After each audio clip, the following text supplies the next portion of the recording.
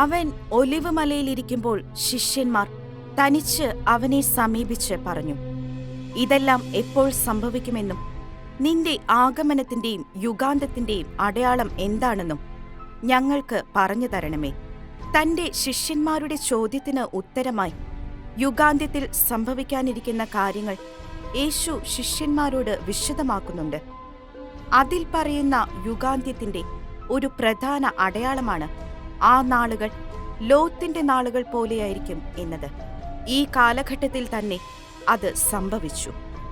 സ്വവർഗ വിവാഹങ്ങളെ ആശീർവദിച്ച് ആ മാരകപാപത്തെ മഹത്വവൽക്കരിക്കാൻ ജർമ്മൻ സഭയിലെ ഒരു വിഭാഗവും ചില ദൈവശാസ്ത്രജ്ഞരും ഒന്നിച്ചു.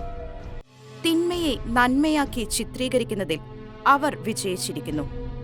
ഇത് കാലത്തിന്റെ മറ്റൊരു അടയാളം.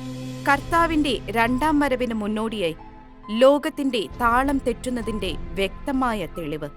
ഈ തെറ്റായ പ്രവണത തിരുത്തപ്പെടുന്നില്ലെങ്കിൽ, അതിന് സഭാ നേതൃത്വം മുൻകൈ എടുക്കുന്നില്ലെങ്കിൽ, ഇത് ജർമ്മനിയിൽ മാത്രം ഒതുങ്ങി നിൽക്കില്ല.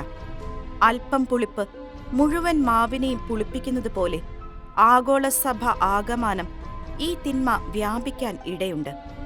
താൻ രക്തം ചിന്തി നേടിയ സഭയിൽ നടമാടുന്ന ഈ തിന്മ കർത്താവിന്റെ ഹൃദയത്തെ എത്രയേറെ വേദനിപ്പിക്കുന്നുവെന്ന് നാം ചിന്തിക്കാറുണ്ടോ? പുരോഹിതന്മാരിൽ ചിലർ കർത്താവിന്റെ നിയമം ലംഘിക്കുന്നു. വിശുദ്ധവും അശുദ്ധവും തമ്മിൽ അവർ അന്തരം കാണുന്നില്ല.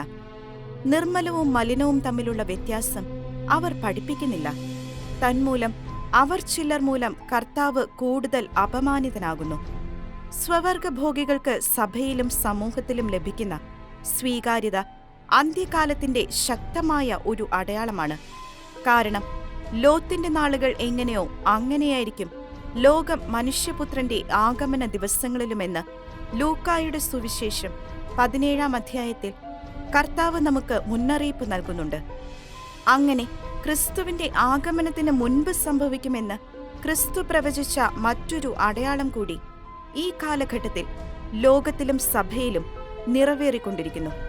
അതിനാൽ വിശുദ്ധിയുള്ള ജീവിതം നയിച്ച് നമുക്ക് ഒരുക്കമുള്ളവരായിരിക്കാം.